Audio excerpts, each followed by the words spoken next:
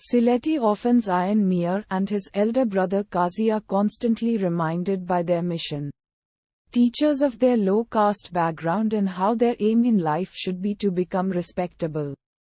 Ayan's elder brother develops cancer due to the incessant chewing of betel nuts. This motivates Ayan to join the seamen, as his father did, in order to earn money and better his brother's health. He finds work as a slave laborer aboard the Bengal, a British steamship making the journey from Calcutta to London. Udharan Chennai. Ayan is forced to rethink his situation after he realizes the financial security that is promised to the Lascar is far from the harsh reality of working in prison-like conditions of the trading ship. He soon discovers that it is rare for a Lascar to finish his contract and leave with the promised payment. In order to survive and fearing for his life, he realizes he must escape the ship. Ayan and his friend, Akbar, devise a plan to escape the Bengal when it docks in London. But to do so, they murder one of their captors, the cruel one. Ayan and Akbar escape to a new life in Victorian London.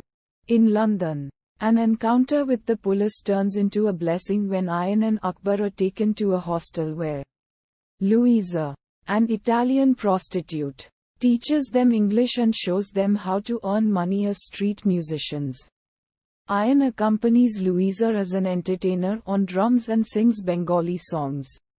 When Akbar dies in winter and Louise disappears, Ayan is devastated and left to deal with the loss of his friends and loneliness. Ayan continues to play his music on the streets. He begins to sense growing resentment toward the Muslim community. Increasingly, the local constables interrupt his prayers and mock his devotion. The situation deteriorates until Ayan is falsely accused of arson and sent to prison. However, when Mr. Lionel Jennings, a Christian missionary, visits the prisoners and chooses him as his servant, Ayan is free again. Jennings gives Ayan an English name, Albert. Ayan learns to read while helping Mr. Jennings manage his business.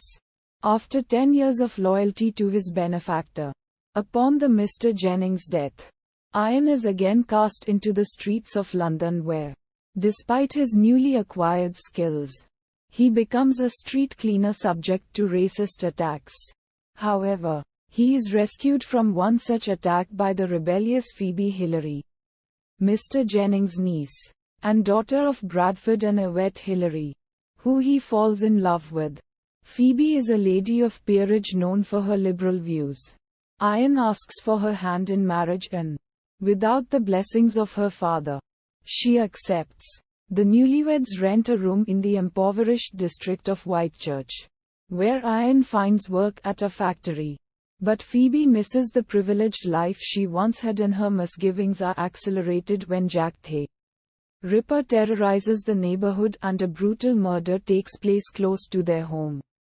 Phoebe panics and flees to her father's house in Chelsea. Bradford Hillary wants Ayan out of his daughter's life once and for all and falsely accuses him of theft and blackmail, sending him to prison again. After serving a 5-year prison sentence, Ayan meets a ship painter Malik, a fellow East Indian, at the London docks. Together, they build an import shop. One day, they catch a street urchin named Arthur trying to steal from the store. Ayan discovers that the boy's father was also a Lascar who had escaped the Bengal and became involved with a white woman whose family loathed the idea of their daughter being in love with a dark-skinned Muslim man. Touched by the story reminiscent of his own life, Ayan befriends Arthur. With Arthur's help, the business flourishes. Financially secure, Ayan decides it is time to return to Sylhet, East India to build a home and care for his elder brother. Malik shares Ayan's desire to return to his homeland. But with illness plaguing him and no family in India, he has put such thoughts aside. But when Arthur also declares his wish to visit his father's country, the decision is final that all three shall return to India. The excitement of the impending trip takes its toll on Malik's health and The morning the ship is scheduled to sail, he dies.